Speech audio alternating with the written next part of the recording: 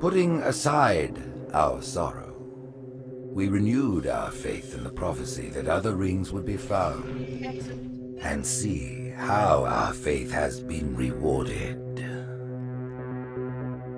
The Covenant used to be the main threat, and it was a MacGuffin in the original Halo series because the real threat was the Forerunner legacy and the Flood itself. The Forerunners have been the source of so much mystery throughout the Halo franchise. It was something that was just fascinating to us. So far it's been a lot of stumbling into their belongings. Like we found Halos. And now we found something more. We found the Prometheans. There's a degree of animalistic fierceness that maybe you didn't see in previous games. The conditions and the context are what pit a hero and antagonist against each other. For this game, we're going to get to see a lot of complexity to their civilization. From their worldview, what they're doing has to make sense. Trying to figure out ways to tell that story without interfering with the shooting aspect of it has been a really challenging thing. We've gotten glimpses of this Forerunner presence that was kind of always there, open as to whether it would ever erupt. And it did. We're trying to really take game systems and manipulate them and give them emotional coloring and context. We wanted to create something that could stand alone and be an enemy that is just as challenging, just as engaging as the Covenant has been in the past for Halo. A lot of that initial discussion was around if you had this incredibly evolved race and they were well beyond humanity, the Covenant, what would that look like?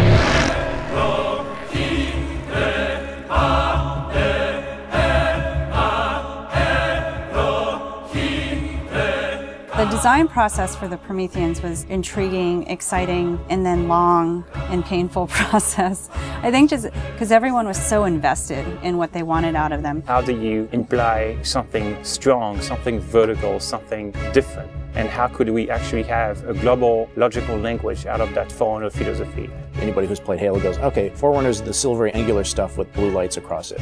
That's really the language kind of in a nutshell. For us it was important to break that, but still find kind of like a mathematical organization. We had to do a very clear separation of style, shapes, colors, right from the start. I think the Knight's been through almost like 15 plus iterations of geometry. This sheet is like very traditional way of doing brainstorming. You just do silhouettes and then we take it and iterate some more and more and more. We didn't want them to look like monsters because they're not monsters. We had a version that looked very demon-y. These things on his back, they would go together and they would like flare out when the player was being spotted. We didn't want the Prometheans to look like robots because they're not robots. A version that looked very thin and spindly. We would see one, it's like, you know, that one looks cool, but it really doesn't convey commander of the battlefield. We had other stuff where they could clamp on and have these big, hulking, massive armors on top of them that would really change the variant look. For us, it was important to get it into something that people could relate to, which I think is always going to be a challenge when trying to take the Forerunner language and create a character. Making sure that his head stood out, that you could see it, that players had the ability to headshot it. It falls also onto animation. They're able to bring these guys alive and make it feel believable and plausible and still be very fast and lethal. Locomotion didn't look heavy enough at one point, so we scrapped everything and did it all again. The Knight's like 12 feet tall, so if it doesn't feel heavy and menacing as it's walking around and doesn't intimidate the player, then we're not doing our job. There were not a lot of real-life elements that we could take. There are joints there, some of them are not physically connected. They're holed up with the space in between them, which is some of the features that the architecture has, which is big, massive buildings like floating, defying gravity. We wanted to keep some of that mystery and kind of the unknown in the characters as well. We even have the little micro driver arms in here, and then all the way to where we turn these layers off. We have the glowing skull. We thought it would be more of an impact if it's like a sarcophagus. It opens up and it's showing all this aggression. There's certain ways to approach fighting and lead with a group of grunts, and really what we wanted to do was change that up. The Covenant are tried and true. You know what you're going to get out of a grunt, you know what you're going to get from a jackal with his shield, the toughness of elites. Here are the brand new hooks to the sandbox. Prometheans are made up of the Knights, the Watchers, and the Crawlers. One of the big focuses for us in the design of the Forerunners was to have these different enemy classes that would be able to work together. Having this dissection so that when the player went into combat, he's sort of tactically evaluating which order to take guys out. They don't act independently of each other. You put any combination of them together, and the strategy you need to engage with them is really different. There are a variety of Knight classes, and each one of them is progressively more powerful. But your base knight actually starts just a little bit more powerful than an elite. But in addition to that, we wanted the knight to have his own set of traits and abilities. There's all kinds of these special features of each one of these characters that players haven't played in a Halo game before. You think about basic combat and counter design, a lot of the challenges designers face is how to introduce enemies. What would a Promethean do if it could bend time, space, form, matter? Knights can phase in out of anywhere. He's able to go where he needs to at any time, which is something the Covenant can't do. Heads up! Crawlers can walk on walls, walk on ceilings. If a knight shield bursts, crawlers will come rushing at you and try and like melee the player to get more aggressive. These certainly slot into that grunt style combatant. And so there was certainly a want to make sure that we can get a lot of them on screen. If you let too many of them get together, they become a really formidable force. One-off, super fun to take out. All together, it's like a pack of feral dogs. Its mandibles, when it screams, will actually separate and float around in the air while it's howling. Animation added so much fresh behavior to this character. It's very exciting. The Watcher is definitely a support class. One of the things we wanted to do with the Forerunner characters was constantly have them mix up their tactics and make the player react to it. The Watcher is able to regenerate knights. One of the things we needed to do when the Watcher design was coming along was make sure that the Watcher would actually fit inside of the Knight. That bursts out and swap to the actual Watcher asset. The Watchers are aware if a knight's damaged, they'll protect them, they'll catch grenades, so they kind of coordinate their efforts.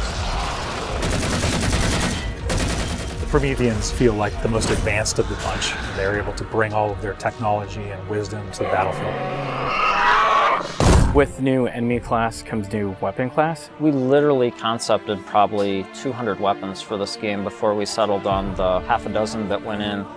It's kind of like you've got that balance between humans' model of what a weapon's like and the desire to want to try and make something crazy and futuristic. We tried coming up with this perfect mix of stuff that was still relatable. You would still identify a weapon as a rifle or a shotgun or a submachine gun, even though they're almost magical.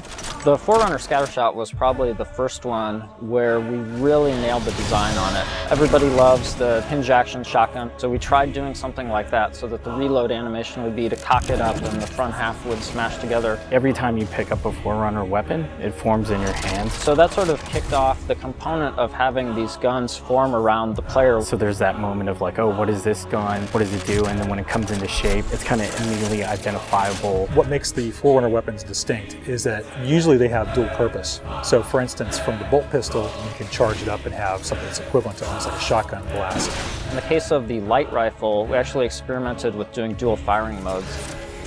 We tried to make it so there was the best of both worlds with a BR and a DMR. It works like the battle rifle when you're not scoped. That has a little spread, has 3-shot burst, and it works like the DMR when you are scoped. So it's like a mini sniper rifle in a way. It actually changes to a different firing mode where the projectiles are stronger. One of the big things that we really focused on for them was making sure that the weapon doesn't just feel like a chunk of metal, but that it actually has glowing energy that's flowing through the gun, going down the barrel, so that everything is very full of life. The moment where all the Promethean effects really started to click the most was when we started showing the dissolve whenever you kill a knight. That was really when we started to feel, yes, this is something cool, this is something unique, and something that we haven't really seen before. This is an early prototype of the Knight E-Res. As the sphere expands, you see the particles are birthed, and everything in the red region you see will be the crack and the erode. When you shoot and kill the knight, the actual point on the body where you did the damage is where the dissolve starts. So if you shoot from his foot, he will de-res from the point of his foot up. The end result, when we blow up a knight, they dissolve, proving that the technology works.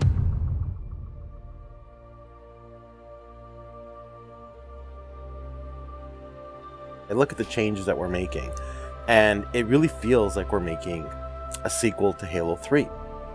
And that's exactly what we're setting out to do. We have the Covenant from previous games. We have the UNSC. We had all these things to take from, like, all right, we can make a new take on this, but we had zero information to some of this Forerunner stuff.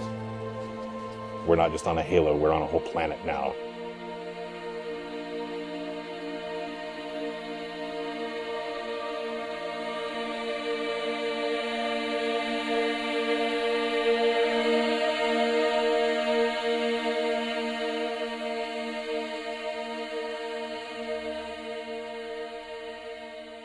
We're not just threatening one corner of the galaxy, we're threatening everything. We're listening to the fan feedback. We're incrementally evolving different aspects of the game design, but there's nothing really revolutionary. And I think that's important, because I think really good design is evolutionary, not revolutionary.